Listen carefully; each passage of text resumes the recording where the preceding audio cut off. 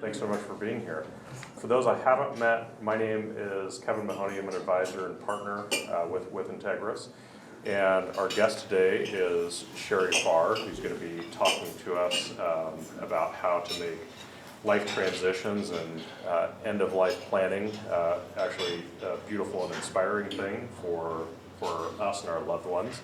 And the reason we set this up is my colleague Ken Cranstone, also an advisor at the firm, and I went to Shary's presentation that she did for the Community Foundation, and on this same topic, and we were both pretty blown away.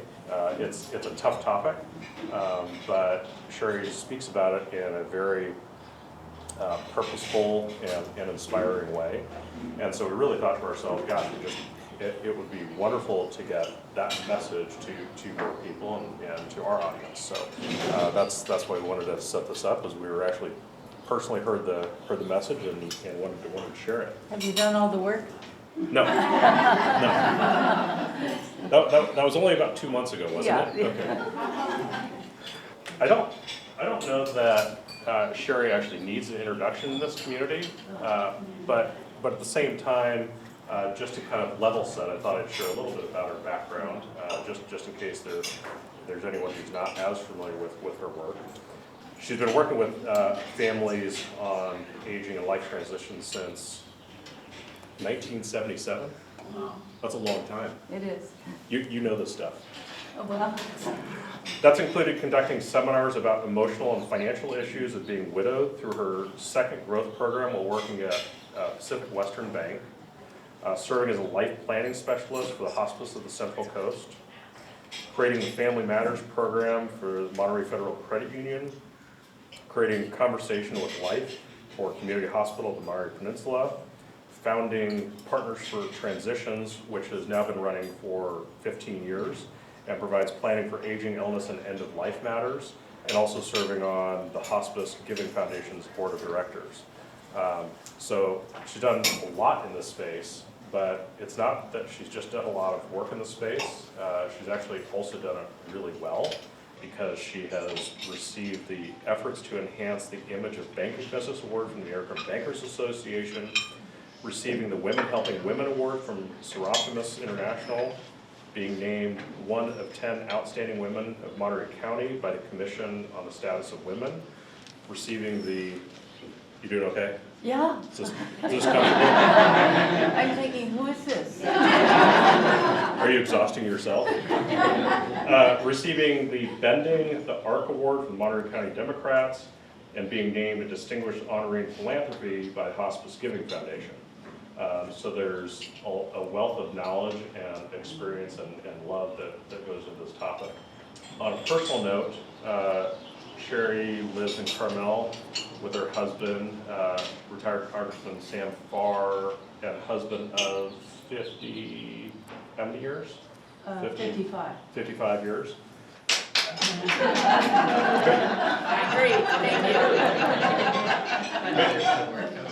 Maybe the next topic is maintaining a strong marriage. And spending time with daughter and grandkids, and the property you guys have down the coast. Yeah. Those were the spots we could find you, right? I encourage you, there are pens and pads there so that you can take notes. This isn't an age-specific thing. I think what Shary will impart is that what's most important is actually planning ahead. So it can be a 30-year-old, a 40-year-old, a 50-year-old, and not just a 70, 80, 90-year-old that's doing this planning, because that planning is what really makes the difference, whether it's for ourselves or loved ones. So, Shary, thank you. Thank you, it's all Kevin. yours. Thank you so much. I'm very honored to be here today, and I thank Integris for all that Integris gives to our shared clients, which is a lot of confidence and a lot of trust. And you don't always find that. And you have wonderful people working there, which all of you know now, and I'm just so grateful to all of you and to Mike. Thank you. I'd say the bottom line, since we're going to talk about planning today and love today, my clients love you, so thank you. When I go to give a talk on end-of-life planning and creating a legacy of love, a lot of people will say to me, Shary, I know your husband was in Congress for 23 years, and I really hope you're not going to talk about politics. And I say to them, you know, for years I didn't know much about politics. And when Sam first ran, his headquarters called me and they said, Shary, will you please come down and get a precinct list and come do some precinct walking for Sam so we can get the word out. So, having been raised a really staunch Republican, I went and I picked up this thing called a precinct list, and it was starting to get dark, and I went and I knocked on my first door and I said, hi, I'm Shary and I'm a streetwalker for Farr. So they didn't send me out much but as Kevin said, I have been doing this work for a long time. From the time I was 6 years old, I wanted to work around death and dying. I can't tell you why. I think I looked at my family and I looked at the adults around me, and I felt so strongly that death had really become viewed as a punishment in my family. And I'm sure many of you can relate to that, that for many of us growing up, we couldn't talk about death, we couldn't talk about money, we couldn't talk about sex. But I always felt that if we could talk about death, somehow we could put it in the light. And instead of trying to conquer it, maybe we could partner with it. And maybe we could grab a hold of the personal and the practical aspects of coming to the end of one's life and making sense of it and making it more loving and having control until the end. But also being absolutely clear about the aspects of dying that we really have no control over. There's nothing we can do to stop it. But there's so many personal and practical things that we're going to talk about today that I think we can do to plan for our death and to do this as a gift for ourselves, but also to do it for the people that love us and care about us and that are going to go on after we're gone. And most importantly, to leave love behind. I see people, and all of you are blessed to have wonderful finances that are sustaining you and keeping you safe right now. But I see a lot of people like you who have wonderful assets, but they waited too long to plan for the end of their life, and all of their good intentions went awry. So they leave without leaving love letters. They leave without everything organized. They leave without their papers, their wills, their living trusts updated to their present life circumstances. And you may think that those are just legal and financial issues, but they're not. They translate into very sad and pitiful feelings that are left behind for those that you care about. So as Kevin said, since 1977, I have been working with terminally ill cancer patients and their families. And it has truly been a blessing for me. I've learned more about life from working with dying patients than I would ever learn otherwise. And I noticed in working with terminally ill patients and their families that there were 4 things that consistently kept coming up that were important to these patients. Number 1, they wanted to be sure that they had everything in order. And we're not talking money here. They wanted to be sure that they were going to be pain-free when they came to the end of their life. They wanted to be sure that they were not going to be a burden on those that they loved. And most importantly, they wanted to be sure that those that they loved would go on and do the right thing after they died and love each other. Those sound like pretty simple requests, but it takes time to make those things happen. So today we're going to talk about creating order. We're going to talk about making a plan, just from the personal and practical aspects of our life. And we're going to talk about leaving a loving legacy. And I want to thank you all so much for being here today, because I realize this is not an easy subject. I mean, my parents had a hell of a time. They had one son that wanted to be an attorney and a daughter who wanted to maybe be a mortician. It was not pretty. But I love this work, and I love the people that have had the courage to share their truth with me. Sometimes we get superstitious to talk about planning for death. If I plan for death, I'm going to make it happen. But if we wait too long, we may get too sick, we can get too tired, we can get too drugged, or too separated from what is important to us. We need to make plans before we are in a crisis. We absolutely have to. Many of us want to postpone and say, well, when I get sick, I will do my will or my living trust or go to Integris to talk to them about my assets. We need to start to do this now, today.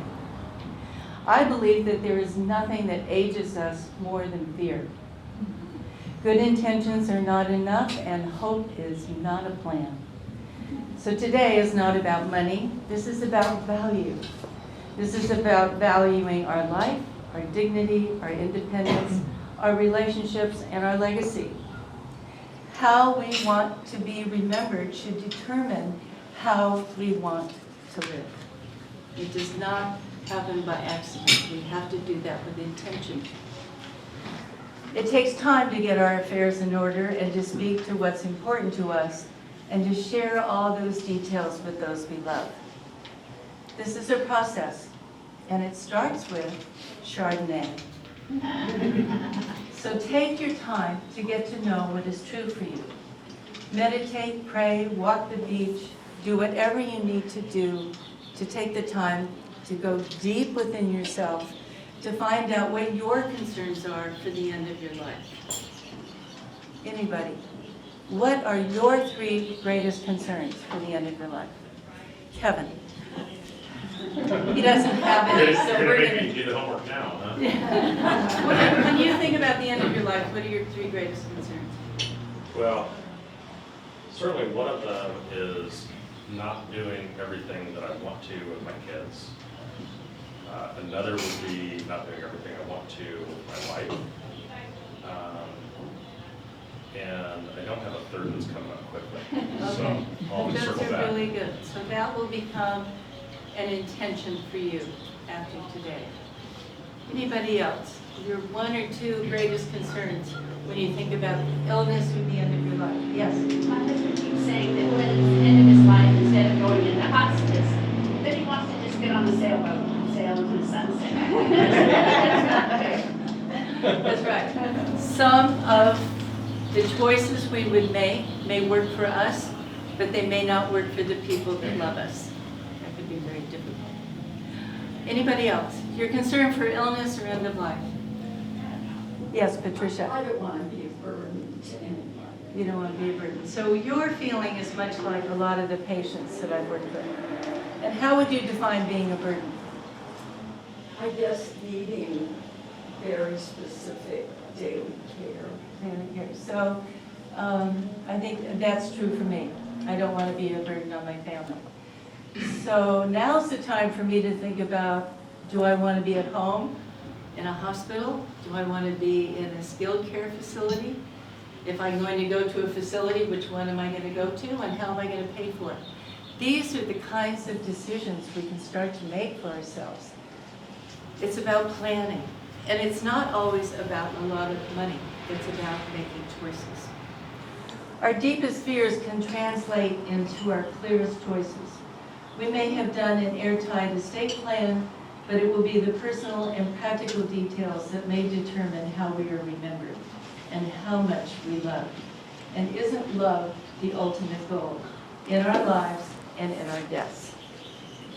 In order to leave a loving legacy, we must begin by collecting, updating, and centralizing the important information of our life. You may be like me. I've got some of my papers under my bed, some of them are out in the garage, some of them are in a cabinet, and I know where they are, but Sam doesn't, and neither does our daughter. So I think coming up with our own system that's clear and up to date. Many of us have done a will or a living trust. We did it years ago. And in the meantime, we've had 14 grandchildren. Those grandchildren, you take it personally if they're not included. So take a look at your documents and be sure that they're updated to your present life circumstances. Please don't add to the stress of your life or contaminate the grief of those who love you by leaving chaos behind. It really can feel like a slap in the face. So let's see how much each of you know about your lives. I'm going to ask you about a what-if scenario, which I hope to God never happens to you. But let's run through it, okay? And you don't have to write anything down. You can just think of these answers in your own minds. Imagine, what if? One evening you were driving home from a dinner party, and out of nowhere comes a drug driver going very fast. Having crossed the center line, he hits you head on. His right headlights are your last memory. You are totally paralyzed, unable to speak, and suffering from internal bleeding. After 3 weeks in the hospital, you stabilize and you are moved to a convalescent hospital. At one point, you were to be put on life support systems, and after 4 months, you die. What happens between the moment of that accident and the end of the 4 months when you die? And I'm going to ask you some of these questions. This is not a time to feel badly for the answers you don't have yet. It's just an encouragement to look at this kind of worst possible scenario and begin to put some of these in place for yourself. This will help diminish fear in your life. It's hard to do this, there's no question about it. But every answer that you can bring to this scenario will diminish fear in your lives. And I truly believe, having done this work for a long time, that people who have less fear in their lives live longer and live better. Okay? Location of your identification. Where's your wallet if you're in this accident? Anybody? Right front pocket. Okay, great. I'm glad to know that because that's where I'm going to reach later on. I want you to take the contents of your wallet, the major ones, driver's license, medical insurance, anything else that's major to you. Turn it upside down on a copy machine and make sure that your spouse or your successor trustee or the significant person in your life has that information. Who's going to oversee your medical care and make medical decisions? How many of you have completed an advanced health care directive? Marcia, I know you have. When was the last time you looked at it? Last year. Okay, good. Really important to review that every year. The person you've appointed as your agent or alternate agent might have dementia, might have moved away. That's somebody that you want to be here locally with you if you're in an emergency situation. Where's your medical insurance card? Probably in your wallet. And that you're going to make a copy of. Would you have enough insurance coverage to cover you when you're in the hospital for those first 3 weeks when you're paralyzed and unable to speak? Okay, Medicare Part A would cover that, but for those of you that aren't on Medicare, would you have enough insurance? Can you give to your agent for healthcare the name and phone number of your primary physician and the major doctors in your life? This is really important. How will the hospital know if you are allergic to any drugs or medication? Any of you have a Medic ID bracelet? Have you put it on the top of your advanced healthcare directive? Allergy, morphine? Anybody else? Okay. Your iPhone lets you do it too. Your phone will do it. That's good. But we can lose phones in an accident or when we fall. Isn't it often on the hospital record? It should be. It should be. But sometimes people don't talk about it. And I'll talk about this later. The hospital should have a copy of your advanced healthcare directive. Really important. Your blood type. Most of us don't know our blood type, and when we go to have a blood panel done, they don't type our blood. You have to request that. Family and friends that would need to be notified if this emergency happened to you. You should have attached to your advanced healthcare directive a list of your emergency contacts, including your successor trustee. The financial people in your life need to know when you're in an emergency situation. And then we should also have, along with emergency contacts, a list of people that to be contacted at death. Which convalescent hospital are you going to go to? This is not everyone's favorite, I know. But I have visited most of the convalescent and skilled facilities on the peninsula. And I've come back and said to my family, it's okay if you send me here, but if you send me here, I'm going to come back and haunt you. And I've made specific requests like, if I'm in a skilled nursing facility, I want you to put my bed next to a window. I don't want to have a roommate that wants to play the television really loud. I want you to be really good to the staff because they work very hard at what they do. We can begin to make choices around what feels so much out of our control, one day at a time. How are you going to pay for convalescent care? Any? Long-term care insurance? Do you have an emergency fund maybe to take care of that? These are the kinds of things you can start to look at right now. Who's going to assume your occupational responsibilities? Who's going to maintain your home, pets, and other daily responsibilities? You should have somebody that's got a key to your house that can come in and get your pet and for whom you've made arrangements if something happens to you for a long time. We care a lot about our pets, but we forget to make plans for them. Who has the authority to write checks for you if this emergency happens? They should be on your contact list. And what are your concerns for end-of-life care? Would you want palliative care? Would you want hospice? These kinds of things we can put into our advanced healthcare directive. Instructions as to life support. Who would want to be on life support? This is interesting. Huh? Okay. We'll talk about that too because sometimes there are some advanced healthcare directives that don't give a third choice of trying life support for a certain period of time, and if it works, then you can go on and have your normal life. But oftentimes advanced healthcare directives only give two choices. I want all the bells and whistles or I want none. Donation of body organs. Some people are now willing their bodies to UCSF and to Stanford. Anybody here doing that? Right. Are you going to be cremated or buried? One woman asked me if there isn't another choice. And,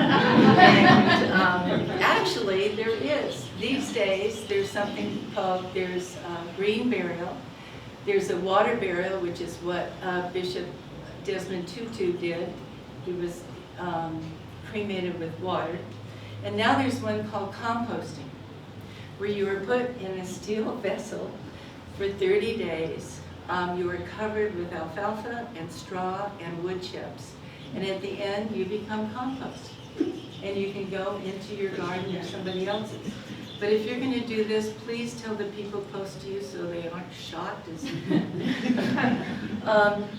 I've often said to my husband that when I die, I want to be cremated and have my ashes scattered at Nordstrom's.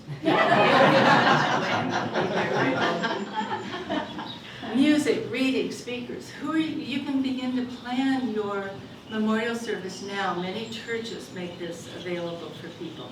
And where do you want your contributions to go? And shouldn't we all write our own obituaries because nobody knows more about us than we do. Really important. Signed copy of your will or living trust. Who's your executor, successor, trustee? Unresolved issues. Love letters to loved ones. Ongoing support person for your family. So important, all these questions. But the final one is, how do you want to be remembered? Anybody? How do you want to be remembered? Because how you want to be remembered is going to determine how you're going to go forward in your life from today on. And how much planning you're going to do. If you really want to be kind in your life, and you want to be good to those that are close to you, then you are going to put together the personal and the practical details of your life and make plans for your death, because that's the kind and loving thing to do. Anybody else want to tell me about how you want to be remembered? Thank you. Without grief. Without grief. That's a wonderful way to leave, with a sense of celebration. I love that. Anybody else? Okay. In terms of keeping the details that would go to that what-if scenario, I have this all-together notebook. And it has a flash drive, so you can do it online. But this has the personal, practical, household, financial, legal, and end-of-life plans in this book. And if you want one, please give me a call and I'll make sure that you get one. It's $135 and you can sign up right here. Do you all have systems that work? Have all your paperwork together, all your files, everything? Can you make yourselves replaceable so somebody knows as much about you as you do? So important. The other thing I think that's really important when I think about end of life is please get rid of all your secrets. You may be having an affair. I'm not going to ask you to stop that. But please remove the love letters that are in the back of your closet, because you won't be here to explain yourself. And having done this work for so long, I have seen lives totally destroyed when somebody left too many secrets behind. When we go on a trip, sometimes we plan more for a trip for a weekend than we do for the end of our life, and we hide our jewelry and we hide our cash. Let somebody know where those things are. Really important.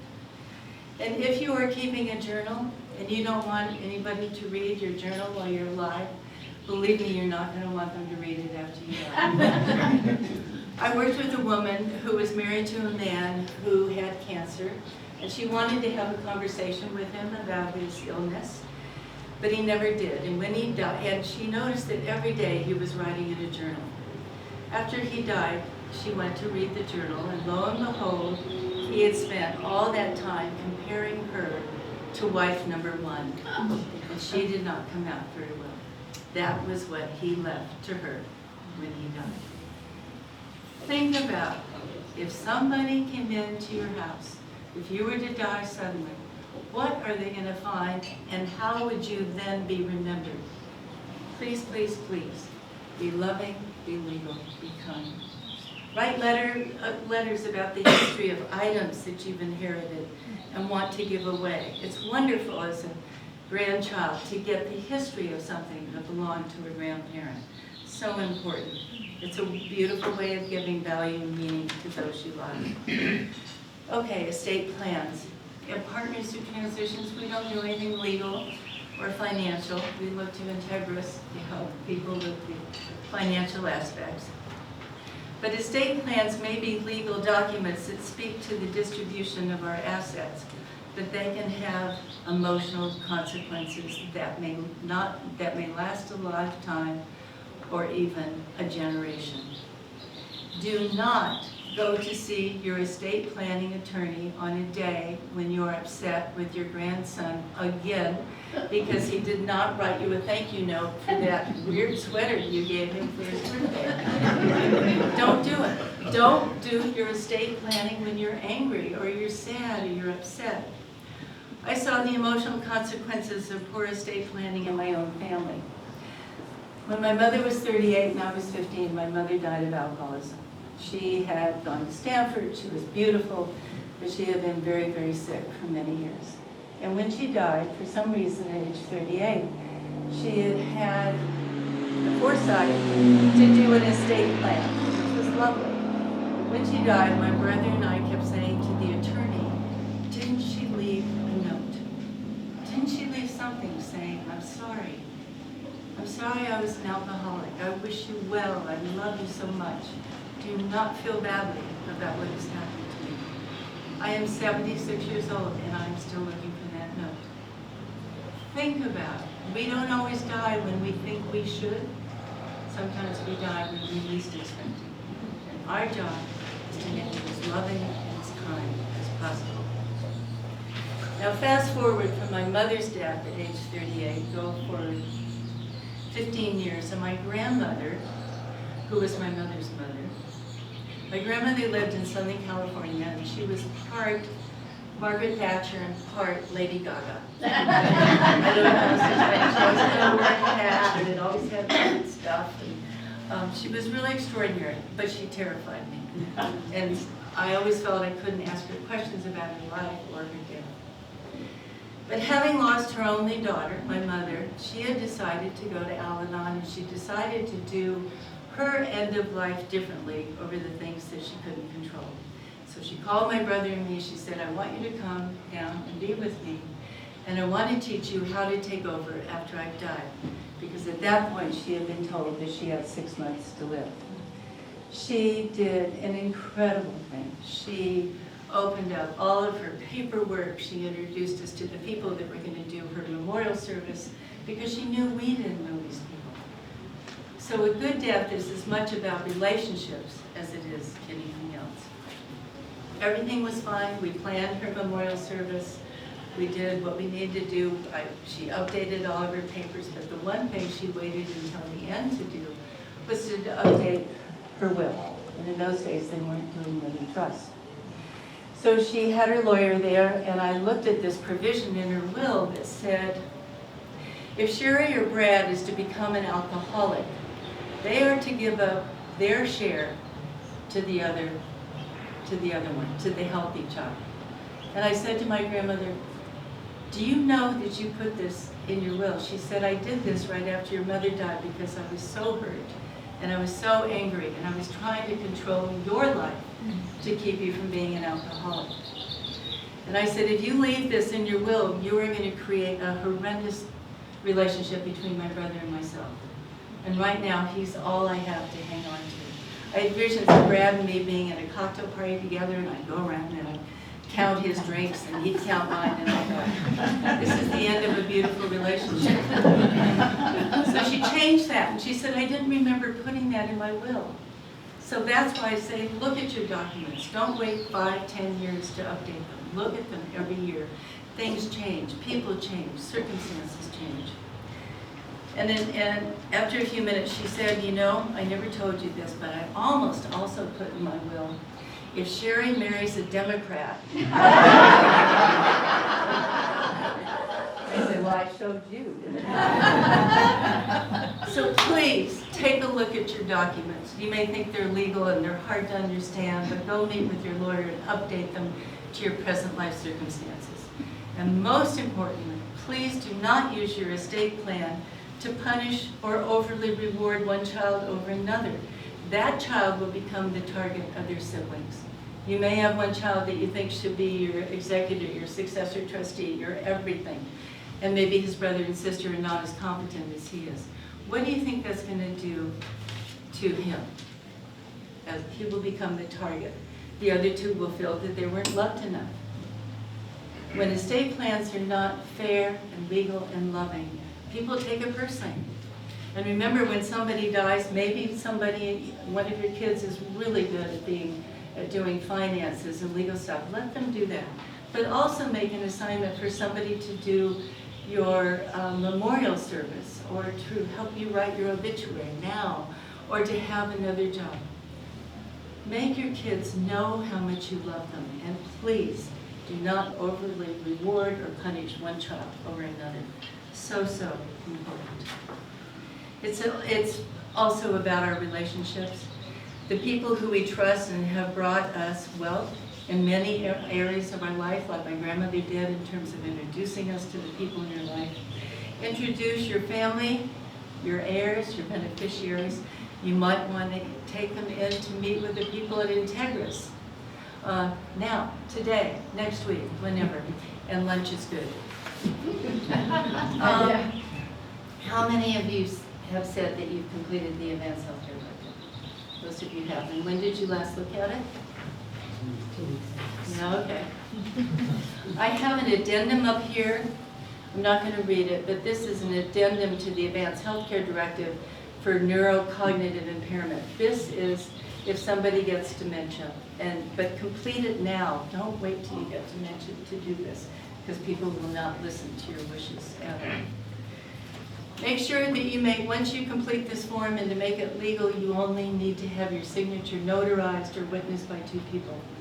Be sure that you make lots of copies. Send a copy to CHOP, give a copy to your doctor, put one in your glove compartment, make sure it's on your refrigerator. Talk to your primary physician to make sure that they're willing to go along with your wishes. You don't want to find out when you're coming to the end of your life that your doctor does not agree with your wishes if you put them down in here. It's so important. And to keep love alive, we're going to write a note in this form that says, if I've appointed Kevin as my agent for healthcare, I'm going to say to him, Kevin, thank you for doing this for me. I trust you implicitly and I will love you forever. Because I want some part of me to reach up to him to say, if you're taking me off life support, it's what I have designated in my form. Do not feel guilty and know that I am grateful. So, so important. One of my clients put her end-of-life wishes so succinctly. I love this. She said, I only want to die once. That said everything to me. So let's talk about, just for a minute, about love letters. Because you want to get your estate in order, you want to make sure everything's updated to your present life circumstances. You want to make sure you've updated your advanced healthcare directive. You want to make sure that you've got everything in order, because the devil is in the details, for sure. And whether you use the Altogether notebook or create your own system, just do something so that there's a central place for all of your information. And finally, write love letters. I know we say to each other, I love you, I love you, I love you. But if it's not in our handwriting, when we're no longer here, it's not going to have the same impact. My family knows that I love them very much. And the beautiful thing that my grandmother did, when my mother did nothing, my grandmother did everything in terms of love. She wrote I love you on her Kleenex box, on her crossword puzzle book, in her recipes. And I was sad when my grandmother died, but I was not overwhelmed with resentment or rejection. I knew I was loved. I knew she saw me and she appreciated who I was and who my brother was. Write love letters. You may want to give them to people now. You may want to keep them until you die. So, so important. If you have stepchildren, don't leave them out of the love letters. Maybe you had a difficult relationship with them, but they deserve to be recognized. If you're at odds with somebody in your life, a love letter is not the time to argue your way to rightness. It's only to say, I love you and I wish you well. There can be a lot of fallout from our emotional hiccups in life. Please don't add to them. You're all healthy, you're here today, you have the wherewithal to make your lives orderly and loving. I wrote a letter to, I've written so many letters, but I wrote a letter to my mechanic the other day because I was so grateful to him for the last 19 years of keeping our cars safe. I bet he's never gotten a letter from me. But there are people in your lives, may it be your gardener, your best friend, your sister, your 4th grade teacher, I don't know who it is, but you know who it is, and it's so important to acknowledge them. And maybe if you don't know how to start a love letter, you start with thank you. I forgive you, I hope you forgive me, and I love you. So, so important. The other thing I think we can do with a love letter is to release people from old promises that we have them make years ago. When Sam and I were first married, I said, don't ever put me in a skilled nursing facility. But we don't know what's going to happen to us. And to be at home, the nurses around the clock, and I want you to hear this very carefully, is about $30,000 a month. That's with 24-hour care. So if you want to go to a facility, that's going to be less expensive unless you happen to be wealthy enough to pay for long-term care at home. And I urge you to do pre-registration with a home care agency. So if there's an emergency, you can call that agency and they can come right out. But I wanted to release Sam from any old promises that he and I made to each other a long time ago. And so I wrote him a letter on his birthday, which is the 4th of July. Dear Sam, it's your birthday, and I want to bring new decisions for old situations. What to do if I get dementia or some disease which takes me away. I want you to do 2 things. I want you to forget the promise we made to each other to keep the other one at home no matter what. Especially if I have dementia, please move me to a facility sooner rather than later, knowing I will need more help than you and Jess can provide. I can then be best cared for by professional caregivers, people who love their work and hopefully are treated well by employers who honor their skills. Remember, it is okay to put me here, but not okay to put me here. Please, please, please continue to create a full life for yourself and Jess, Ella, and Zach, giving up your life and choosing not to be enriched or happy will not cure my disease. I'm absolutely emphatic about that. Sometimes we get into a martyr role and we want to sacrifice our life because the person we love has full-blown dementia. That is not going to make them better. I want you out in the world that you love so much. And if that includes taking trips, getting a dog, or having a new relationship, so be it. I will best be served by good food, old movies, and your happiness. On some deep level, I will feel your pain. Diminishing your life will not add to the quality of mine, but your happiness will. I believe deeply in God and am absolutely sure He does not want two people debilitated by one disease. I am sending a copy of this letter to Jess, our daughter, asking her to support whatever makes you happy. Together, I know you will all find your way. I do have one suggestion, though, that you not ask a new companion to do precinct walking for you. Because most certainly they will be gone in a flash. Most importantly, always remember, I am your greatest cheerleader and I will love you forever, Shary. You can write this letter too, and not make the assumption that people know what the right thing is if you get full-blown dementia. One of the men here today was talking about a dear friend of his son's who got ALS. We can reach a point where we can no longer write letters or even speak our truth. I don't want that to happen to you. So, so important. Now, before we close, I would like you all to be unburdened and to rejoice in the beauty of who you are. So you've got a piece of paper in front of you, and I would like you to write down 2 things, and you don't have to show it to anyone.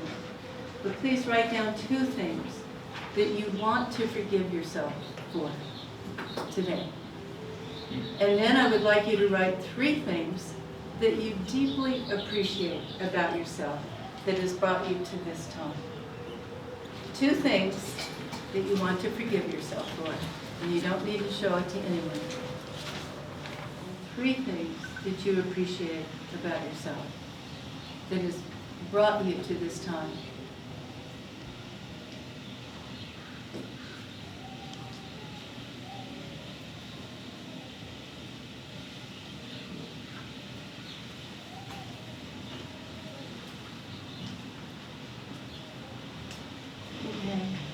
Done? I hope these things give rise to a compassionate attitude towards your own end-of-life planning. And make it a gift to yourselves and those that love you. Because no one knows as much about you as we know about ourselves. And we can take that knowledge and we can create an end-of-life plan just of the personal and practical details that will make our end of life gentler, kinder, and certainly loving to those who will come after us. No one knows as much about us as we know about ourselves. If we have secrets, I urge you, let's get rid of them. If we love someone, let's tell them over and over again, not just verbally, but in a letter. And if we find that a large percentage of our life is spent hanging on to anger and resentment, let's make other choices. We always have the capacity to choose a higher good. And finally, I just want to tell you a story about my friend Betty.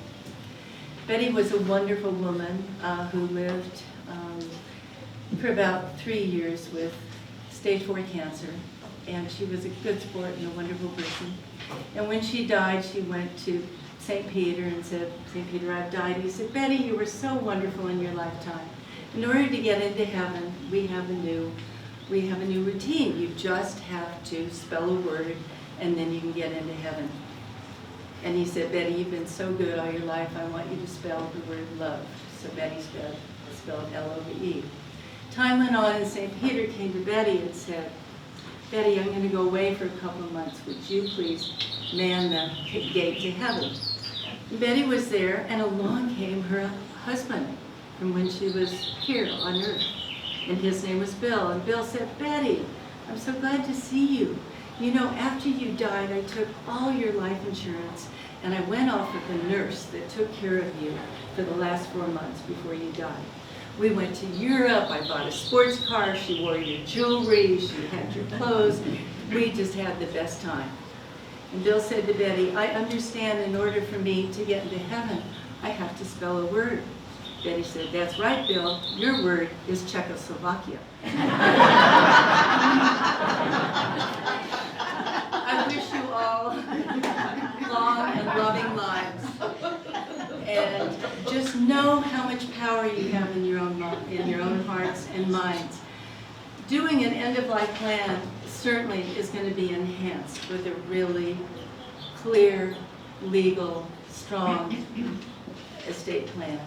Having wonderful assets with Integris is a huge gift. And the best way I think we can show gratitude for living here on this peninsula is to take really good care and make plans for ourselves because we want to honor ourselves and those we love. And thank you so much.